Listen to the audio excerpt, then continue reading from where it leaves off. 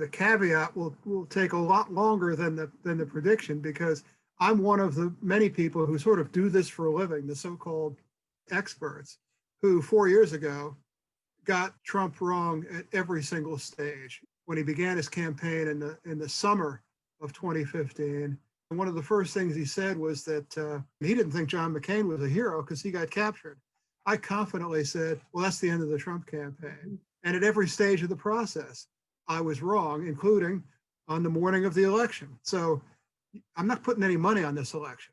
The range of possible outcomes is a very narrow Trump victory, like the one he won in 2016, where he loses the national popular vote, but manages to thread the needle in enough states to get 270 plus electoral votes.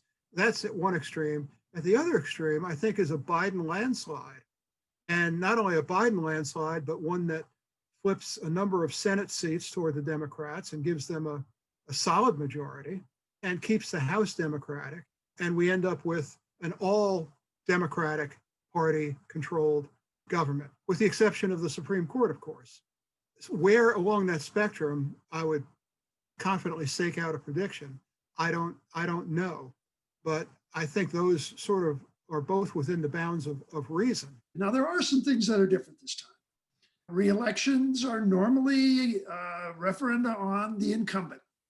And, I think as things were going through 2019, with a strong stock market, record low unemployment, no real foreign policy crisis on the horizon, Trump could make a pretty strong argument that he could probably put things together again to at least win the Electoral College.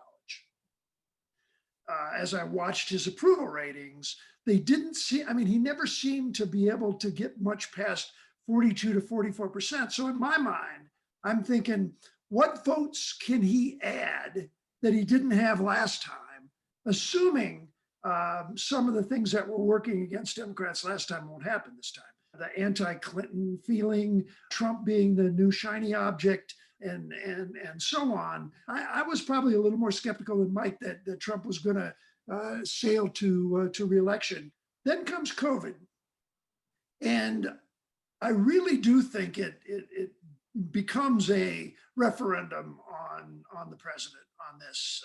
As much as they've tried to move it away, they can't seem to take the framework away from COVID and its various elements. And I think, the president even yesterday making negative comments about Fauci probably is not the way to divert attention away from that crisis and away from being a referendum on himself. So, I think the winds are blowing Biden's direction by default, if not anything else. There are a couple counter wins. The new registrants have been up more amongst white men without college educations. Biden has yet to fully seem to have grabbed the loyalty of the Hispanic community. Whether he'll do even as well as Hillary Clinton remains to be seen. So those are a couple soft spots, I think. New registrants, what direction will the Hispanic vote go? And some of those are very well positioned, Arizona, Florida.